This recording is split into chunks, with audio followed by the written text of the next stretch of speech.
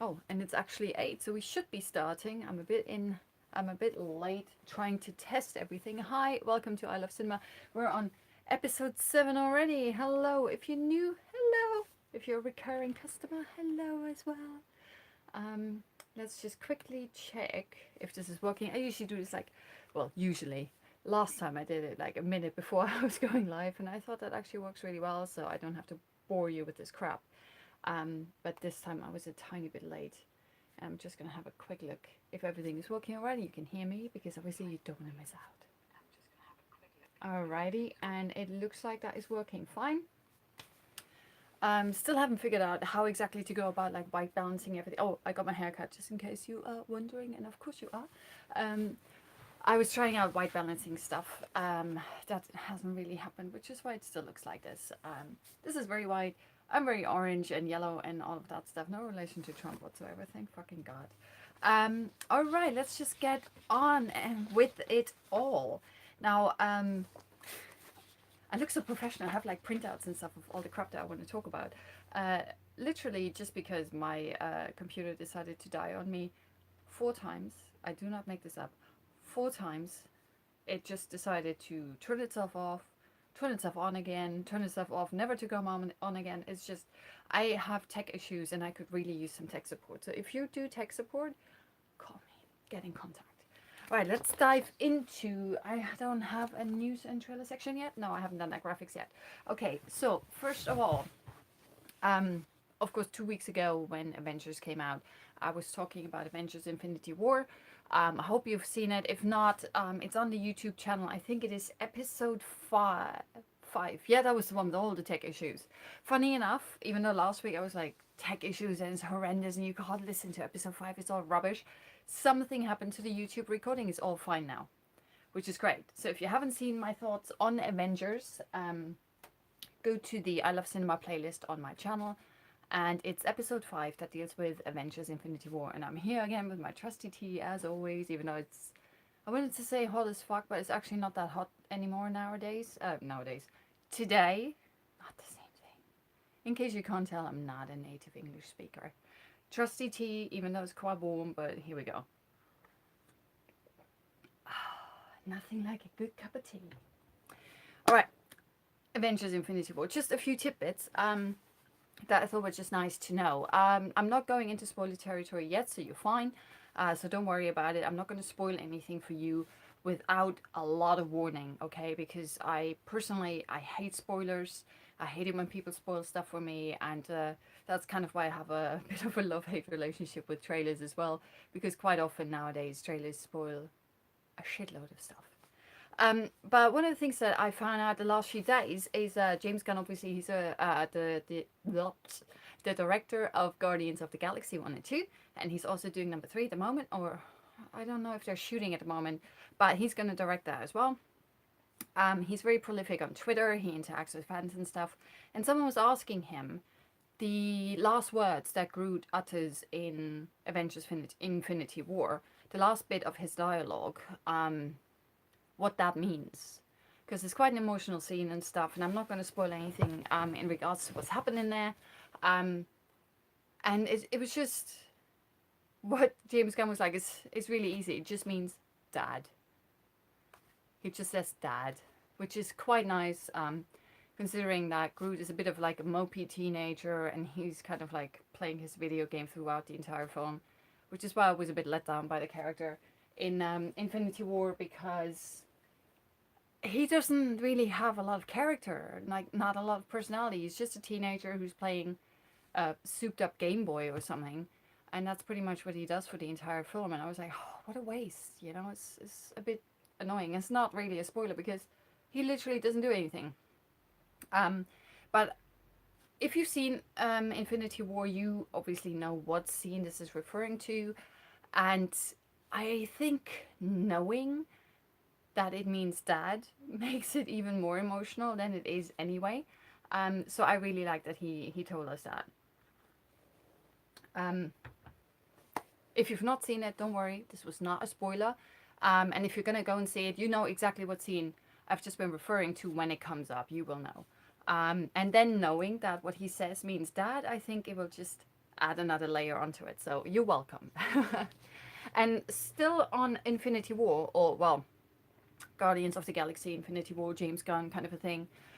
There was an interview with BuzzFeed that James Gunn did with Chris Pratt, who plays Star-Lord in Avengers and Guardians. And they mentioned that the writers of Infinity War, they convinced the writers of Infinity War to change a scene that included Star-Lord and Gamora.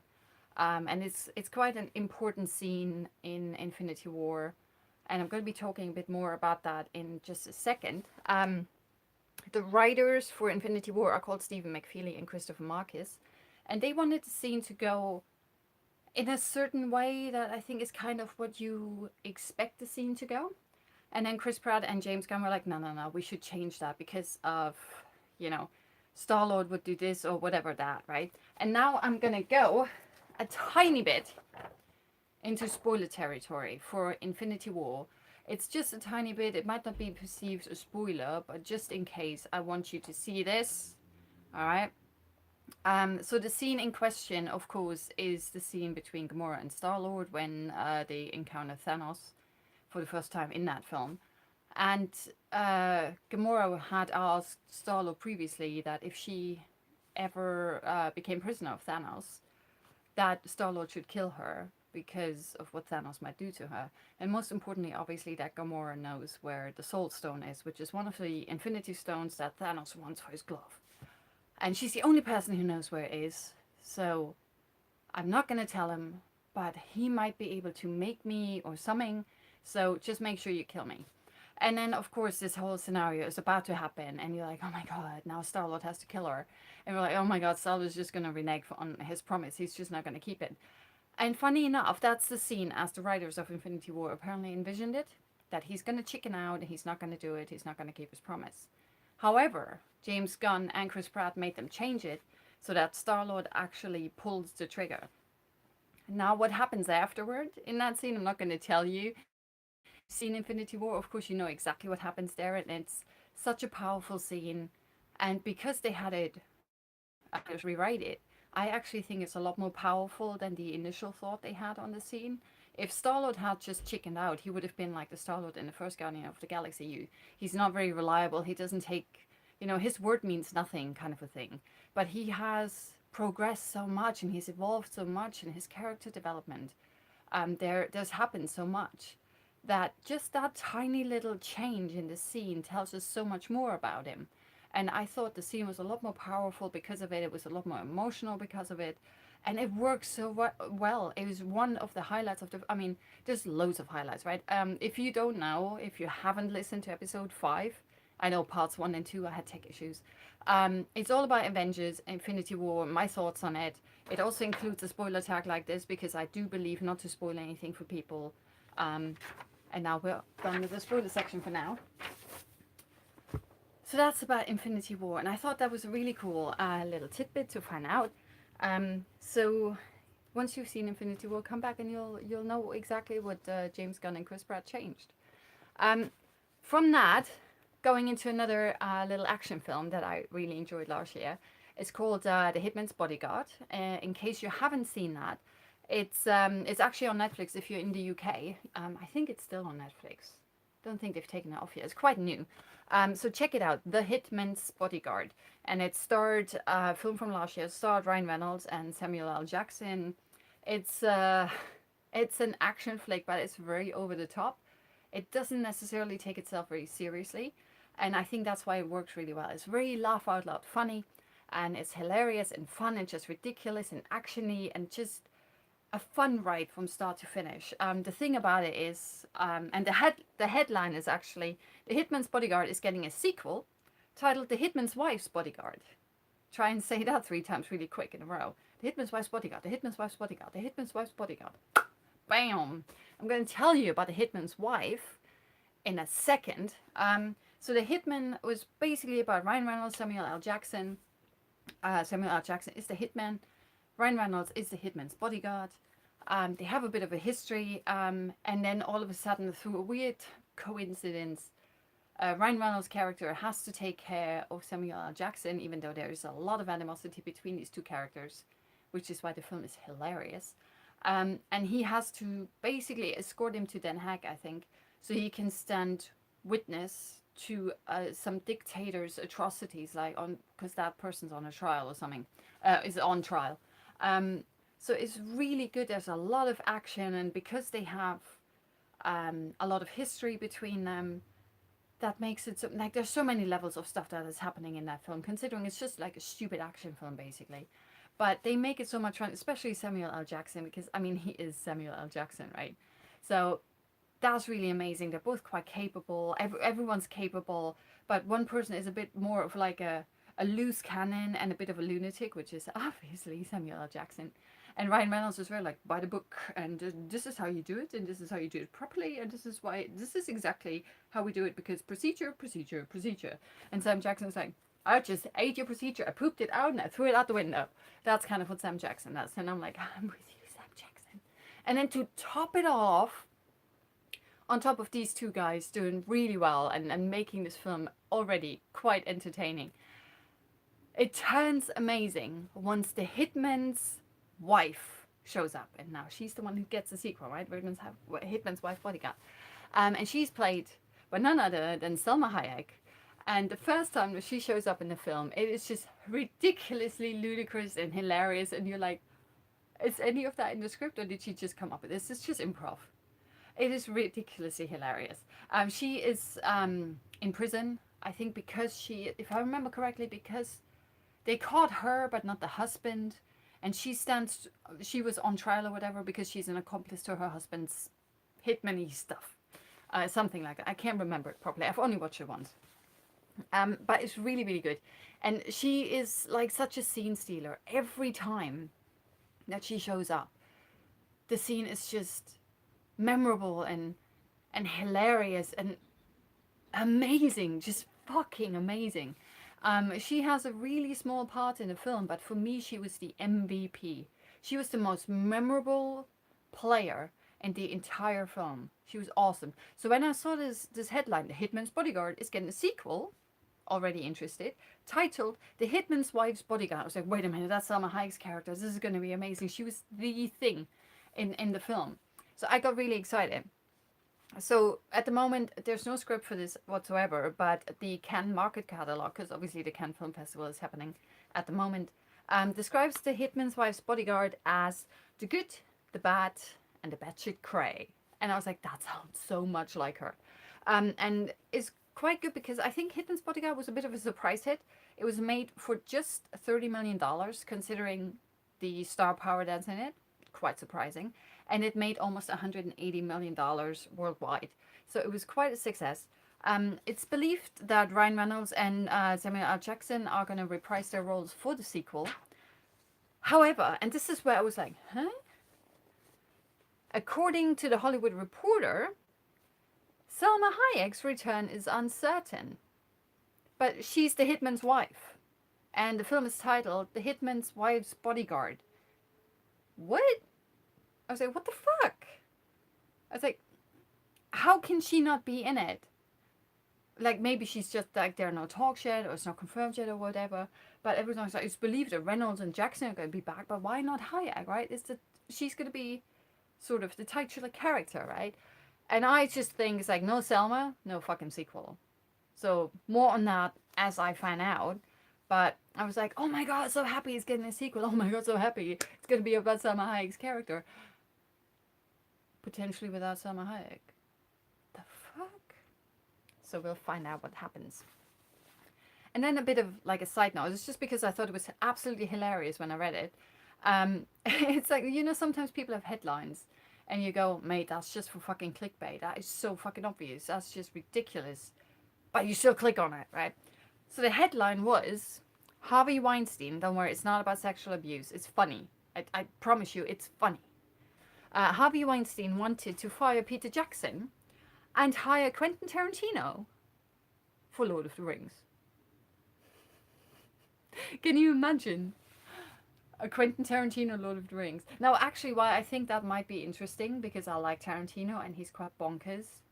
that could have potentially be quite interesting. But now this is where it gets funny, all right? So, like I said, headline, perfect clickbait, you get in there, right? But apparently there's like a new book that's come out recently, and it's called Anything You Can Imagine, Peter Jackson and the Making of Middle Earth. And it's written by Ian Nathan, and he kind of goes into, like, among a lot of other things, he goes into that Weinstein, who was running Miramax at the time, he apparently threatened Jackson to replace him with Tarantino if, and here's the shocker, all right, for the sole reason that Weinstein didn't want Lord of the Rings to be 3 films. He was like, you need to make Lord of the Rings into 1 film or you're out, Peter. 1 film. Now, as we all know, Lord of the Rings came out. Each individual part of the trilogy was 3 hours in the cinema. There are 4-hour versions, which, from my point of view, are better, which are the extended editions, which are 4 hours long each. So we're talking about 9-hour material to 12-hour material. And Weinstein was like, 1 movie, Peter. You get 1 movie. Or I'm going to call Quentin and you're out. I have no idea what Weinstein was smoking, but I was like, and he has obviously quite a track record before he turned into an asshole. Well, before we found out he was a fucking asshole, right? That he was really very business savvy. He really knew and had an eye for films and picked the right films that would go on to be successful either in the box office or, most importantly, at the Academy Awards, right? He really knew how to pick material. He had an eye for it. And yet he came up with all that shit. Like in 98, when they were just about to get started on Lord of the Rings, it was like, you do that or you're out. And I was like, what the heck? And so some of the stuff was like, Harvey was like, it's from the book. Harvey was like, you're either doing this or you're not. You're out. And I got Quentin ready to direct it. And I was like, what the heck? So apparently Jackson, he recalled receiving a memo dated 17th of June 1998 from Miramax development head Jack Lechner. And Miramax obviously was the Weinstein's production company at the time. And he got this memo which detailed what the writer of the book, Nathan, describes as a more radical, streamlined approach to Lord of the Rings, which would enable the story to be told in a single movie. And now here's some details, and those are the real fucking killers, which is why I thought it was absolutely hilarious, and I wanted to share this with you. So, we all know Lord of the Rings. If you don't know Lord of the Rings, seriously, you need to pause this and you need to go on Netflix and watch Lord of the Rings. I don't think it's on Netflix. Get the Blu-ray for like 20 quid, if it's even that much, and watch it. And you can thank me later. If you've seen Lord of the Rings, which I assume is everybody on this planet, so they would have cut out entirely Helm's Deep, the entire section. Now we all know obviously how fucking cool it is and how awesome it is, and just that it's a highlight of the second movie, and it's like a 40-minute sequence. He was just not done it. It's like, fuck it. I was like, what? No, this one's good. Eowyn, you know, the lady in Rohan, who then later on kills like the leader of the ring race, would replace Faramir as Boromir's sister. What? And the Balrog would disappear. No Balrog, no Helm's Deep, no Balrog. What the fuck? And even Saruman's fate was in the balance. I was like, what? You basically just like chopped everything up and just took out all the, well, not all the best bits, but all the really good bits. And I was like, what the fuck? Can you imagine if Weinstein had gotten his way? If Jackson was like, well, fuck it then, I'm out, and you can call Quentin. And no one even knows if Quentin Tarantino would have even been interested in directing it.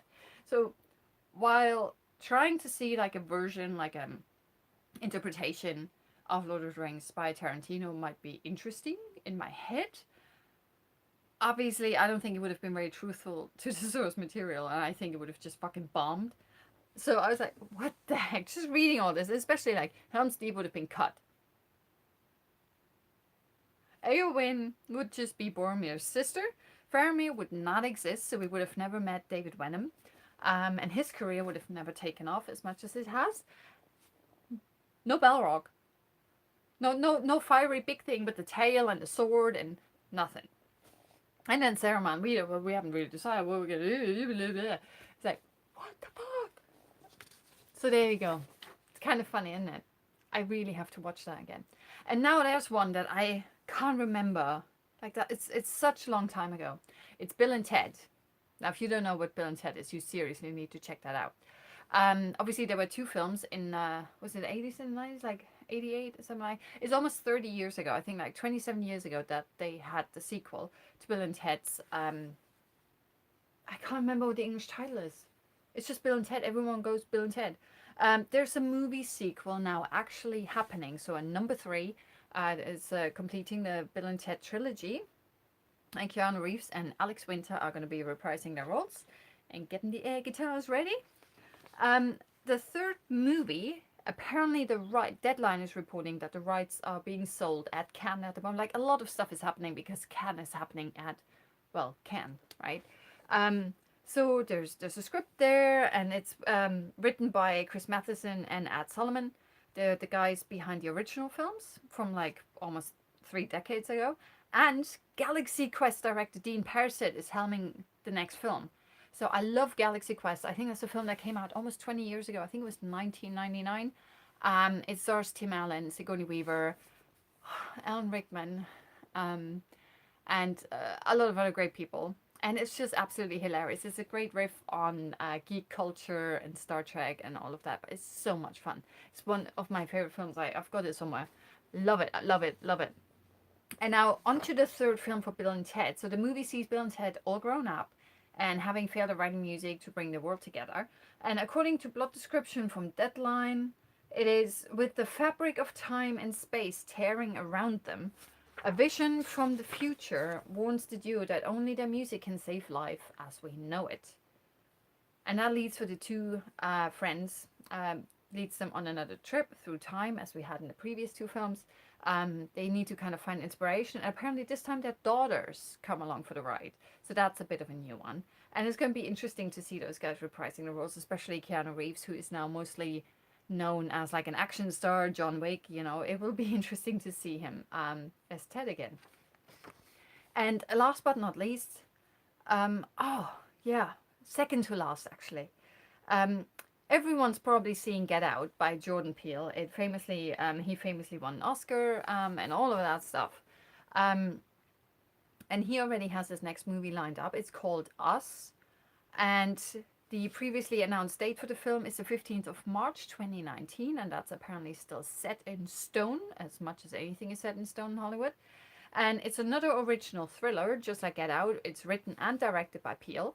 And apparently, according to the Hollywood Reporter, Lupita Nyong'o, Elizabeth Moss, and Winston Duke are in various stages of talks to potentially star in Us. Now, I'm personally a huge fan of Lupita Nyong'o, so if she's going to be in a Jordan Peele film, I mean, just because it's a Jordan Peele film, I have to watch it. Lupita Nyong'o is potentially going to be in it. I would watch it, so I can't wait for this. And last but not least, the highlight of the day.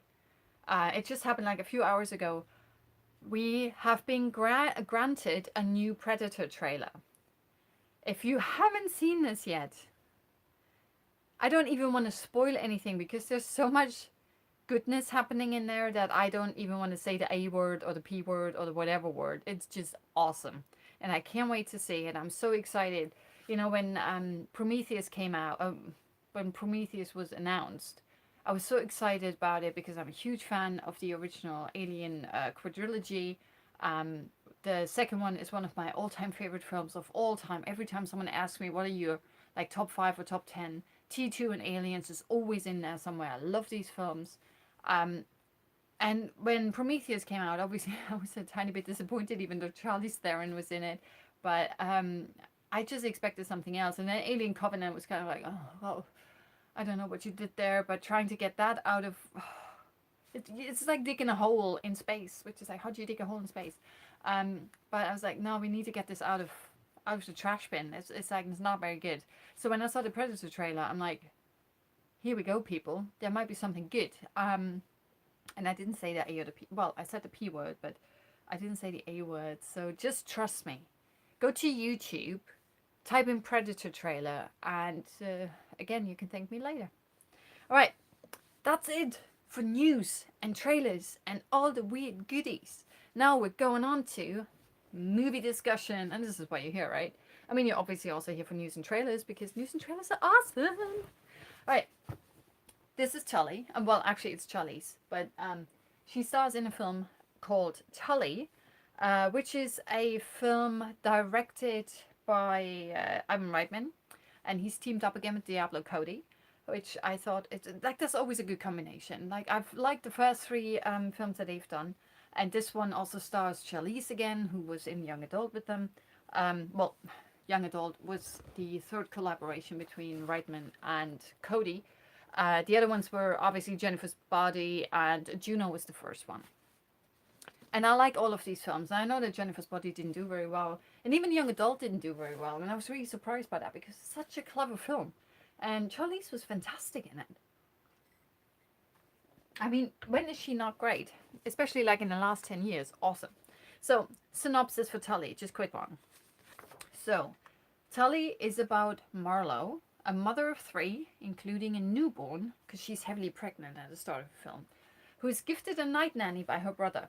Hesitant to the extravagance at first, Marlo comes to form a unique bond with the thoughtful, surprising, and sometimes challenging young nanny named Tully. So Tully is played by Mackenzie Davis, not by Charlize. Charlize plays Marlo, the mother of 3. She's married, and she's heavily pregnant and giving birth in the film, and then obviously has to deal with 2 young children and a baby, an infant. One of her kids, the oldest son, is I think his name was Joshua. It's never been said whether he's been diagnosed, but he seems to have some sort of form of autism or something. So he's a bit of a special needs child, which obviously also causes a lot of trouble for her in the household, in school especially. And it's not the easiest life can be, that parenthood can be. I mean, she has to look after 3 children. And her husband is not necessarily the biggest help. Interestingly enough, I think it's because he doesn't realize that she needs help, and she never asks for help either. So it's like everyone's just trying, like, doing their thing. It's really interesting. The film I thought was really well done. So we have Charlize Theron obviously as Marlo, Mackenzie Davis as Tully, Mark Duplass and Ron Livingston, and follows friendship of a mother of 3 and her nanny. And I really love this movie. I was very surprised by it because the subject matter is not really something that I can necessarily relate to. I do not have children. I don't really have any close friends who have children, or at least who have very young children. I cannot necessarily relate to someone who's just given birth to an infant. It's not necessarily a subject matter that I think I should be very close to. And yet the film manages to bring everything across perfectly. It is really insane. It's like, even while she's heavily pregnant, and one of the things, first off, I want to say that you might think that Charlize is wearing a fat suit. She's not. She actually, I've just found out she did the Ellen DeGeneres show, I think like 2 weeks ago, something like that, 3 weeks ago. And she was talking about Tully. She was promoting Tully. And she mentioned that she actually put on about 50 pounds just to play this role, to feel like potentially like the physical stuff of a mother of 3. And then obviously she managed to get rid of it all. I think she did this before she did Atomic Blonde. I'm not entirely sure. And obviously in Atomic Blonde she's like mega fit and stuff. But she put on 50 pounds and then she took it off again. And obviously we've seen heavy transformation. She did that for Monster as well. Even though she says she didn't do as much for Monster. Like, she put on a lot of weight for Monster, but she was like at least 10 or 15 years younger. Like, when was Monster? 2002 or something? I can't remember. And she was like, well, getting rid of that weight, not a problem. I was in my 20s, late 20s. I lost the weight like this. This time for Tully, she was like, oh God, that was painful. That was so painful. And I was like, kudos to her for actually going like, I don't want a fat suit. I actually wanna feel this. I actually want to do this. I want to be this. And obviously the physicality of the role and her embracing that physicality truthfully, um, I think made such a difference. I was really astounded by what she showed and how much she showed, and like she's not someone who usually shies away from walking around in her undies and a bra and stuff like that, and she does the same thing in Tully as well, and I was like, kudos to that, because I don't think a lot of people would do that. They do it when they look fucking fantastic, but they don't do it when they look mega overweight because they've just given birth to their third child. And I think it's that groundedness and that realism that really makes the movie work, because they really depict, well, obviously I can't speak from experience, but it was my understanding that they depict um, the routine of parenthood really well, that sameness and that exhaustion, and just like the toll it takes mentally, physically. It did that really well. Like the editing of the film is fantastic. The script is really tight and flows really well. The storytelling, the narrative it's on a roll, and it's not doing that by being like mega dramatic or anything like that. It's actually a really funny film. It's I think the closest I would compare it to, and it's a really weird comparison when I think about it, is Three Billboards Outside Ebbing, because I think that film is entertaining and there are laugh out loud funny bits. But when I were to describe the film to someone, I would not say it's a comedy, because it's not. It's very much a dramedy, a tragedy. Heavy shit is happening there, like seriously heavy shit. Like it's about rape and murder, and yet there are so many bits in Three Billboards about outside Ebbing, Missouri, that Frances McDormand obviously won an award for, and Sam Rockwell did as well. Several awards actually. Um, but there are so many I'm not shitting you, laugh out loud funny moments. If you've not seen the film, you need to go and see it. It's, I think, my favorite film of last year, Three Billboards Outside Ebbing, Missouri. Um, it's absolutely fantastic. And Tully is kind of like that as well, because they're dealing with some really heavy shit. And you can't really talk, like, I want to say that as well. It's like, I'm going to have a spoiler section for Tully as well, because you can't fully talk about Tully without going into spoilers, because there is stuff happening there that I don't really want to give away, because I think it would take away a lot from the film. So I'm not getting into this just now. I'm going to be using this little puppy here again later and talk about it, just so you know. You can mute me and just not listen to me. But overall, I thought it was interesting how it made parenthood, especially parenthood of a newborn infant, very relatable to someone like me who has absolutely zero experience with this. And I physically felt the exhaustion that she was going through. And just speaking of how she put on 50 pounds for the role, she also mentioned that by doing, she did that by apparently eating potato chips left, right, and center. And I'm like, oh my God, that sounds like my dream. I love potato chips. Actually, oh man, if I had to choose between cheese and onion potato chips, which are my favorite, by the way. So if you ever meet me and you give me cheese and onion, I would probably love you a lot. Or Krispy Kreme donuts, or any kind of really good donut, I'd be like, oh my God. It's like having two children and you're like, which one do I like more? I don't know. So Charlie said that she was eating a lot of potato chips pretty much everywhere she went. She had it in the bathroom, in the trailer, in the car, on the couch, everywhere. There was a packet of crisps, and she was just constantly eating crisps. So she put on about 50 pounds. And my point was something entirely different.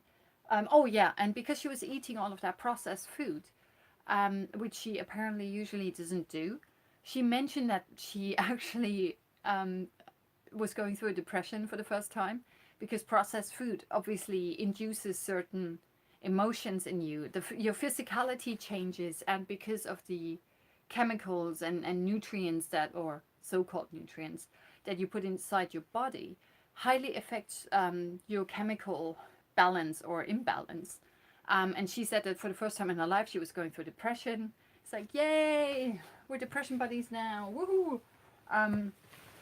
And she was just dealing with all of that. And she was like, that obviously highly influenced her portrayal of the character as well. Because you feel like that, I would assume. If you eat all of that, if you're a bit more chubby, you feel a bit more lethargic and empathic and like all of that stuff. And I think that really formed her character really, really well.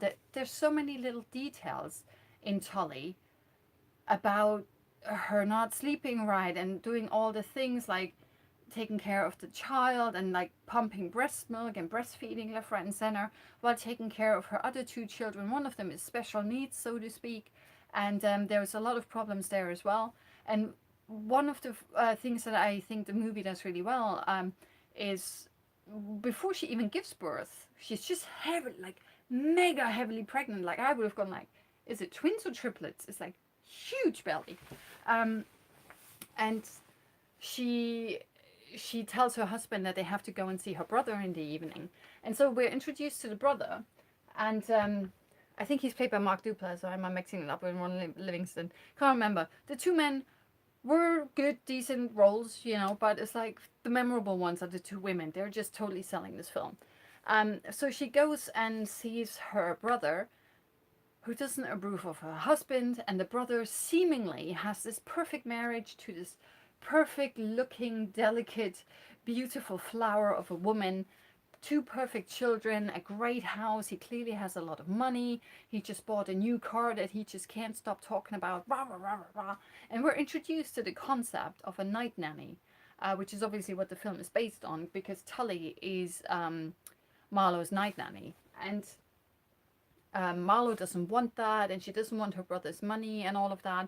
And she's like, no, we manage and we're quite all right and blah, blah, blah. She strikes me as someone who just doesn't like to not just not ask for help, but also not accept help.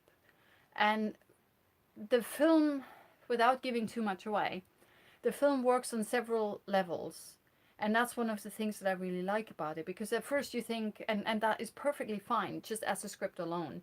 It's about, like I said, a woman who has two children. She's married, she has two children, she's giving birth to a third, and she has to kind of adapt to the new situation. And that's obviously very exhausting and grueling and just like all of that stuff. That in itself is already enough to make a great film.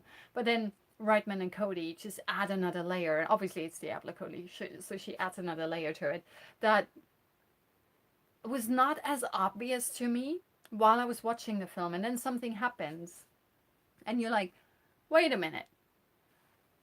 And all of a sudden you're, oh my God, this film is absolutely brilliant. Absolutely brilliant. And it just basically, it knocks it out of the ballpark and turns into something new and more. And it's absolutely brilliant. But I'm going to talk more about that later because I don't want to give too much away. Let's see, we talked about her junk food diet and stuff. Oh yeah, there's one of the things I also loved about it is like not just the introduction of the night nanny and how we're just like quickly dropping that. This is what a night nanny does. It's important, not epilogue, what am I trying to say? It's important, I know it starts with an E.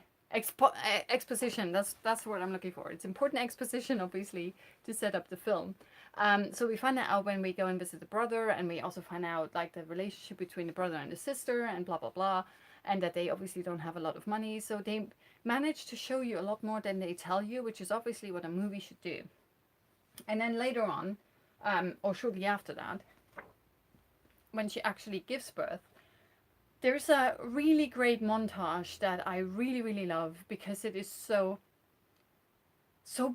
boring and interesting at the same time, so samey, and yet you're like, holy shit, you're bringing across exactly what you want. And that is after she's given birth, she goes through that routine of the baby waking up at certain times at night, and she has to get up because she has to. And then that's where we start. It's like we change the diaper, we clean the baby, blah, blah, put the new diaper on, we feed the baby, we put it back in there, I go back to bed, and 3 hours later I do the whole shit again. And it's like, ga-ding, ga-ding, ga-ding, ga-ding. And the montage gets quicker and quicker and quicker and quicker. And you know exactly what she does. And it's so samey, and yet it goes like speed, speed, speed, speed, speed, speed, speed. Routine, routine, routine, routine. exhaustion, exhaustion, exhaustion. It is absolutely fantastic.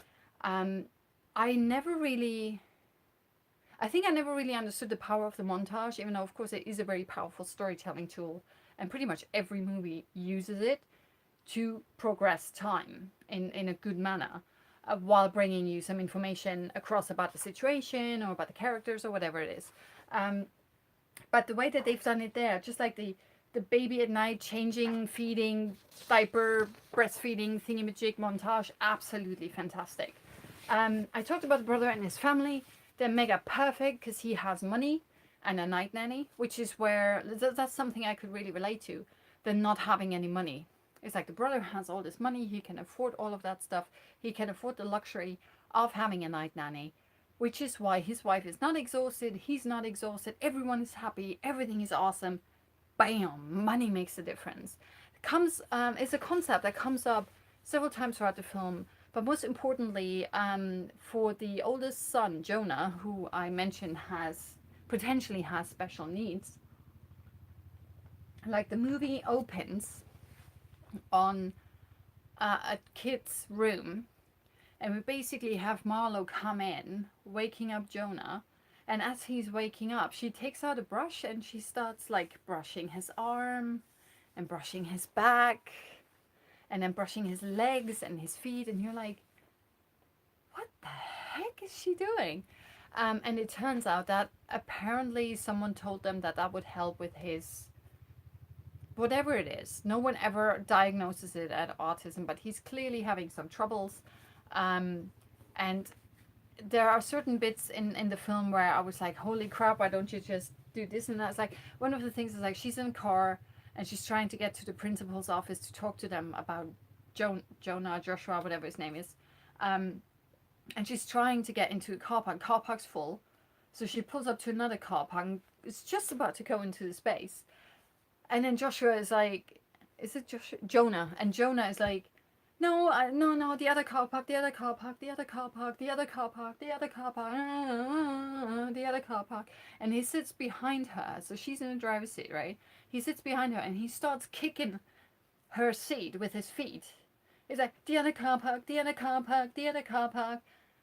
And then she just, and then the other girl, the other child loses it, going like, just make him stop, just make him stop. And then Marlowe basically loses it and goes, okay, we're going back to the other car park, already being fucking late for an appointment because that car park is full. So she was just waiting there. Oh, someone's driving now. Okay, cool, this is mine. And then she goes in and she's like, oh God, I'm so sorry, I'm so late. Bringing in like everyone like mega pregnant and she's got the son and it's just crazy. And then she basically finds out the principal is saying that we can't cater for your son anymore because without saying it, she's like, he's special needs and we just can't deal with it. You need to get him an aid. And obviously an aid costs money. And that is something Marlowe and her husband do not have. So that's the other time where it's like money really heavily comes into it. And I need to speed up on that because I also want to talk about the other film. Her Marlowe's deterioration and then immediate betterment once the night nanny starts working for her. It's just so well done. Like the way that she is such a subtle, Charlize, she's such a subtle and nuanced actor that I felt her exhaustion just watching her, not doing anything, just like sitting somewhere, just going, okay, I'm getting up, I'm opening the door, something like that. She does it so well, and then the nuanced changes once the night nanny's there, and then all of a sudden the night nanny's there, and at first it's really really weird because she watches you feed your child and the night nanny's in your bedroom and it's kind of like really predatory stalkery and you're like, all right, is this a horror movie? Is the night nanny just going to end up killing Charlize? Is there like going to be a battle for the kids or what's going to happen? Because you never know, movies can go any whatever way, right? But they become friends. And yeah, the night nanny is then gone obviously first thing in the morning and Marlowe goes down and she's like, and before she can say anything, and you as the viewer go like, whoa, the kids go, why is the house so clean? Because their house is always a nightmare. Because she doesn't have the time or the energy to clean up after her children. Everything is just like, not just one bomb, but like 3 bombs hit every single room. That's what it looks like. And I think that is just probably the nature of what it's like when you have small children, because There are crap cats everywhere, and there's so much stuff you need to deal with. You need to look after the kids, you need to do the washing for the kids, you need to feed the kids, you need to put them somewhere. Like school, kindergarten, whatever, nursery. It's like there's hardly time to sleep, and you just can't go on 0 hours of sleep because you will fucking collapse. And the film brings that across really well. And basically, it's depicting the horrors of motherhood really well. And it's not just with the new baby, but also other kids and one with autism or whatever the issue is. So there's school issues, there's money issues. I love the performances. Charlize and Mackenzie Davies are fucking fantastic.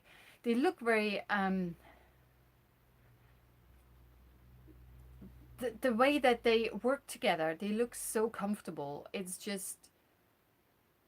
perfect casting. It's absolutely perfect casting.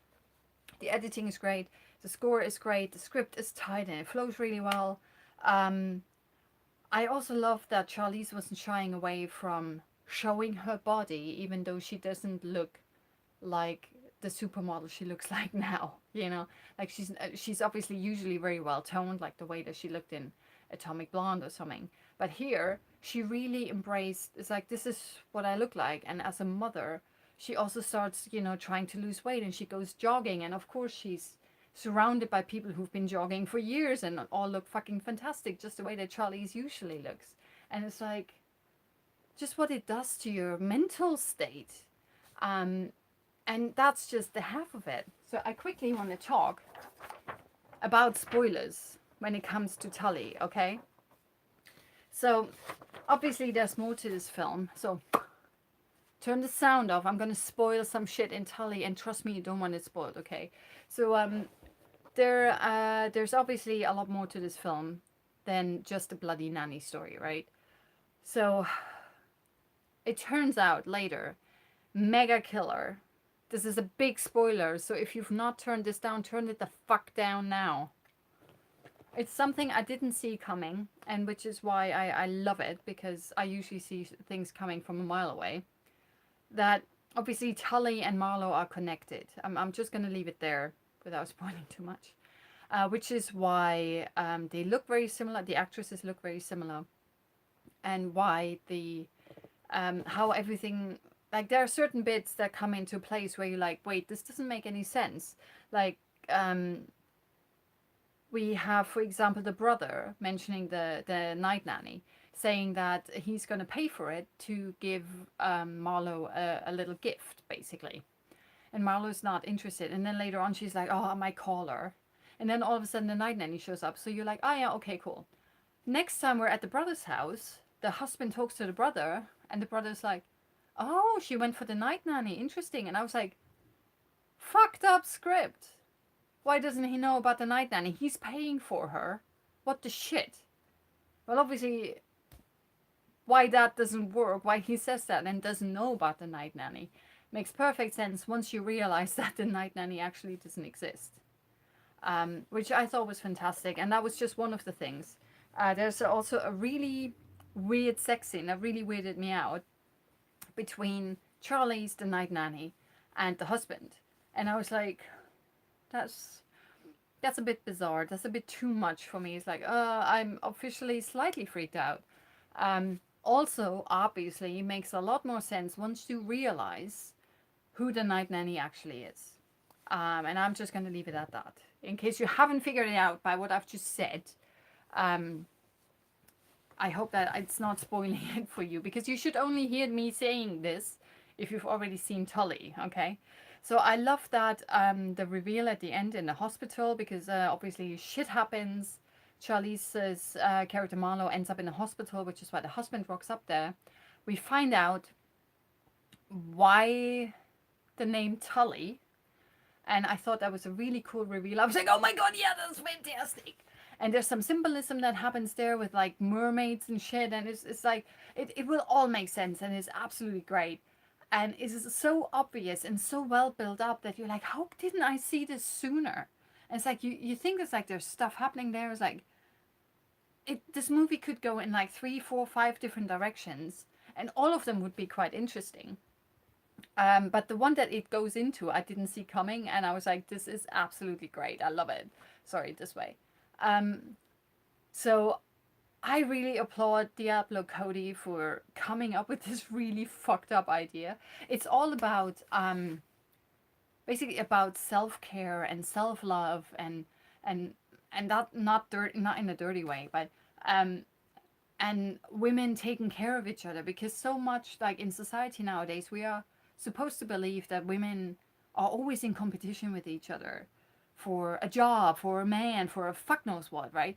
But we're actually really good at supporting each other. We're actually really good at loving each other without there being an agenda or fuck knows whatever, right? And it's all of that and more that Tully embraces really, really well. And this film works on so many different layers that I can't wait to see it again. It's absolutely fantastic. Great performances, great script, a great reveal at the end that makes you go, oh my god, I need to see this again to make sure whether this all actually adds up really well. And I really loved it, and I think you need to go and see it too. All right. So no more spoilers for Tully. Go and check it out. This is, I think, one of the best films I've seen all year, and I know we're only in May, but it is absolutely brilliant. And Mackenzie Davies and Charlize Theron give really great performances, especially Charlize, and I hope that she gets, I don't know, some kind of recognition for it, because she's absolutely brilliant. Go and check out Tully if you haven't seen it yet. Seriously, you need to go and see it. And even if you've seen it, I think you need to go and see it too, twice, because I'm gonna go and do that, because that's just like with the reveal at the end. That's just how it works. All right, now, really, really quickly. I only have like 8 minutes to go, which is not good. I'm not doing Amy Schumer a lot of whatever the word is. I Feel Pretty, starring Amy Schumer. I have to admit, right from the get-go, I'm not an Amy Schumer fan. I don't find her that funny. Like, she's funny, but she's not that funny. Like, everyone that sometimes people go like, oh my god, she's like so awesome. She's the shit. And I'm like, she's funny, but I just don't get it why everyone's like, Amy Schumer, Amy Schumer. Don't get it, all right? I thought Trainwreck was an actual train wreck. There were like two things in there that I thought were funny, and the rest I was like, yeah. This one, awesome. Really, really good. Maybe it's because I can relate to it more. I have no idea. It's all about confidence, really. So the synopsis is: we have a woman, Amy Schumer, who plays a character called Renee, who struggles with feelings of deep insecurity and low self-esteem, which a lot of women do, including myself, that hold her back every day. She wakes up from a brutal fall in an exercise class. Everyone went like, "Oh my god!" It was really like, oh, if you've seen the trailer, it's like it's hair related. I'm like, oh my god. Yeah, it would never happen to me. There's a reason why I have short hair. This shit would have never happened to me. So brutal fall in exercise class, believing she is suddenly a supermodel. With this newfound confidence, she's empowered to live her life fearlessly and flawlessly. But what will happen when she realizes her appearance never actually changed? All right, so I don't have a lot of notes about that, which is probably not very nice. But quickly, starring Amy Schumer as Renee, we have Michelle Williams in there. I was like, is that Michelle Williams? She plays a character called Avery LeClaire. More about her in a second. Rory Scovel is playing the love interest, and Tom Hopper actually is not, which I thought was a quite nice change of pace, because usually it would be the other way around. Now, we have Renee. She works as like a website thingamabob for Lily LeClaire, which is kind of like a makeup company. And she always wanted to work for Lily LeClaire, but she's just working with an IT guy somewhere in the basement in a weird looking building somewhere in Chinatown, instead of working in the magnificent high rise in the center of Manhattan, which is where she wants to work. So something happens. She has to rock up in the magnificent high rise. She hears that the receptionist job is going, and she's like, oh, I should do this. And then she reads out the job description. She's like, yeah, that's me. Yeah, that's me. Not me. No. And she closes the laptop lid. Just like most job descriptions where we're like, yeah, that's me. There. Yeah. Oh, fuck. No, that's not me. and that's not me. Oh, but don't even need to apply for this shit. She ends up getting the job, which is absolutely hilarious. And that includes the Michelle Williams character who plays Avery Leclerc, who's kind of like the CEO of the company. And one of the things that I was like, is that Michelle Williams? The character has such a mousy, high pitched voice. It's like, it's up here. I can't even do it. It's like, it's up here. This is what I sound like. Hmm. Yeah. So I immediately thought that she was a fucking airhead. That she, because she looks beautiful and mega fashiony and all of that shit. And I was like, all right, all looks, no brain, fuck off. I immediately judged her. My mistake. Later, but that, I think that was the whole point. Later on in the film, you find out that she actually has like a business degree and like all kinds of other thingy majigs, and she's like mega awesome and stuff. She just constantly gets underestimated because of her peepsy voice like this, and that's why everyone thinks that she's an airhead, including myself, and I do apologize. Um, so it's the film itself. What I loved about it, first of all, there's like laugh out loud funny bits like throughout the entire film from start to finish. It's really good. Has a nice ending as well. It's all about confidence. I think that's what I wrote down, right? Yeah, it's all about confidence, you know. Even like Amy Schumer's character Renee, she talks about, it's like, I can't believe that you have issues, like talking to a really beautiful woman, like, wow, sexy, all of that stuff, right? It's like, I can't believe that you have issues, you're so beautiful, like your life must be perfect, like we always think. It's like, if we're not beautiful, we always think that beautiful people have no problems because they're beautiful. We all have problems, we just have different problems, right?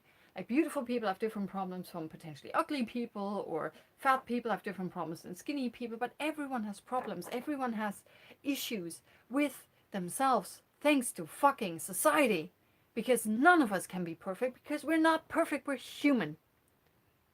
And that's exactly what it is. We all have issues. It doesn't matter what we look like, right?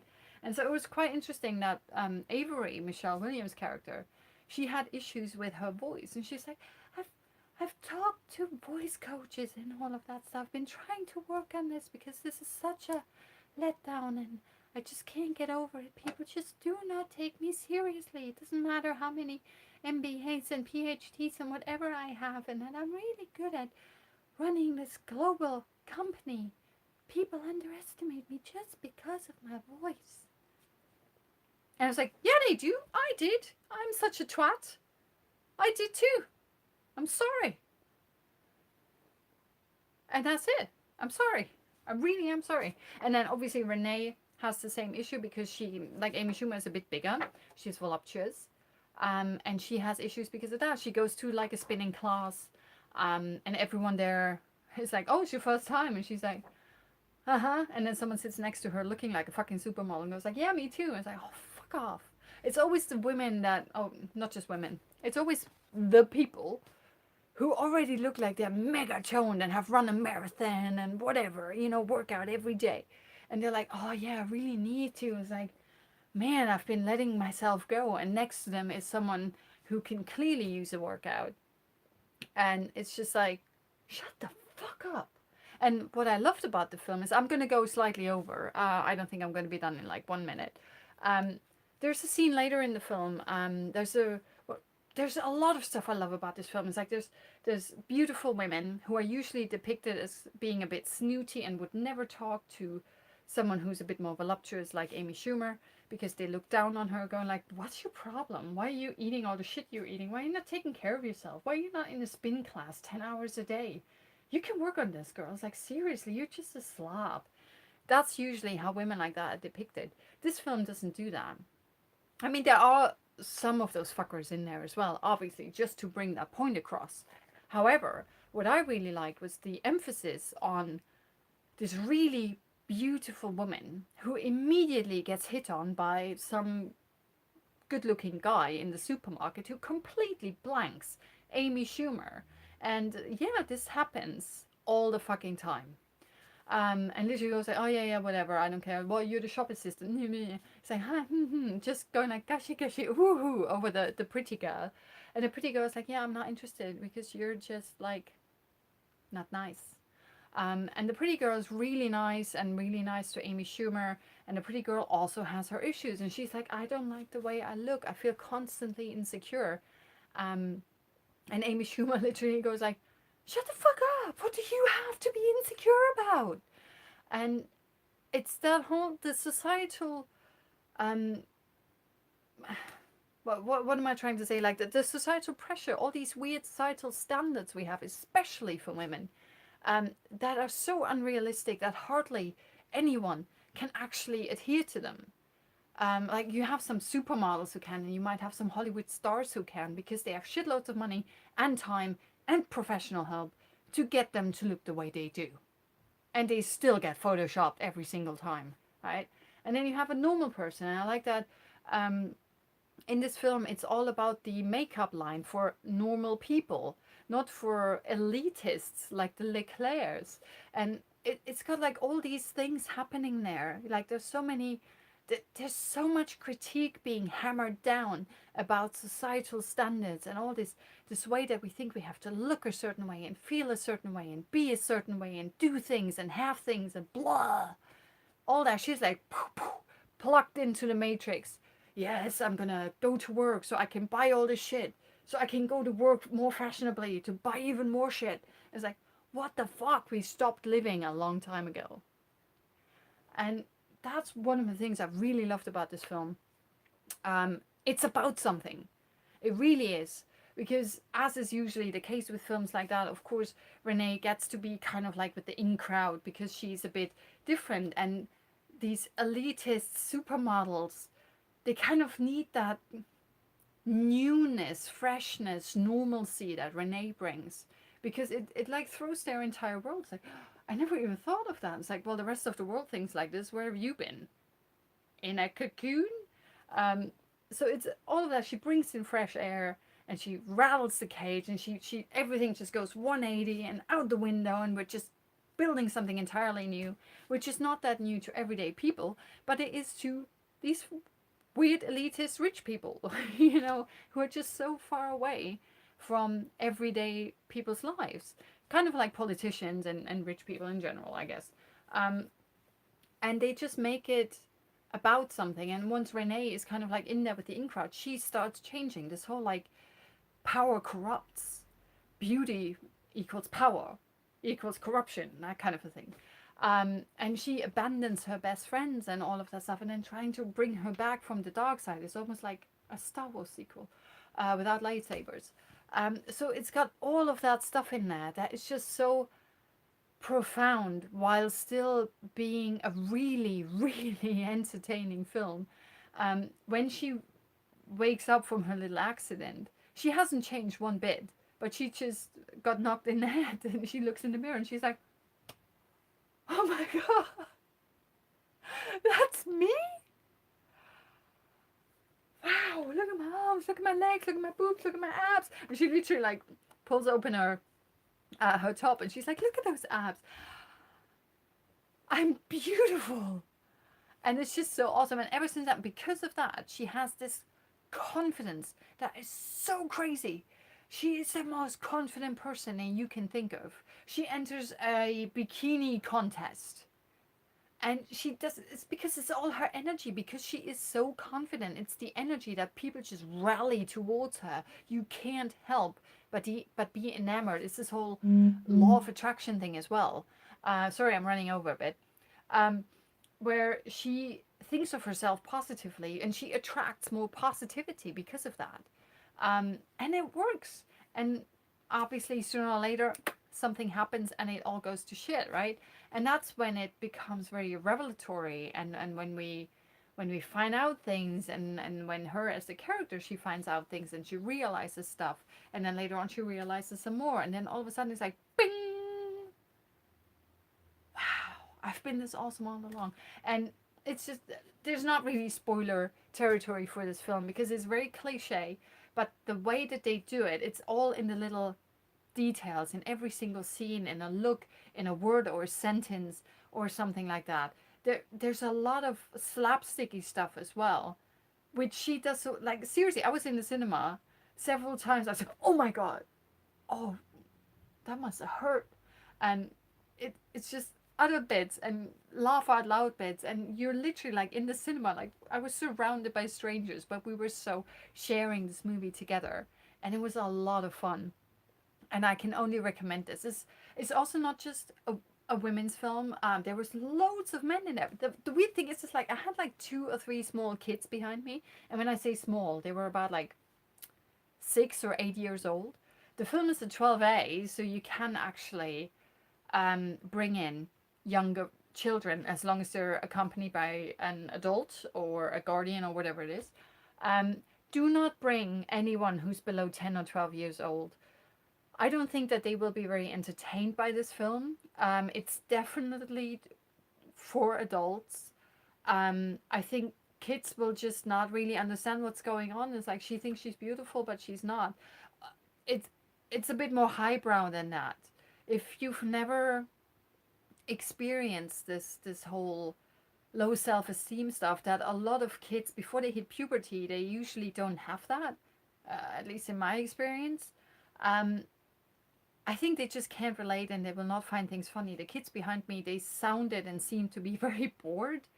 So I think it just won't really work in that regard. So just please don't bring anyone who's below like, I mean, it's got a 12 rating. Just don't bring anyone who's below 12. Just because it's an Amy Schumer film doesn't mean it's kids friendly. Actually, quite the opposite. There's a sex scene in there, and I'm like, I don't think I would want my 6-year-old to see this. Not really. So maybe just, watch it first and then maybe decide if you want to take your children. It's not, I think personally, it's not a film at all for kids.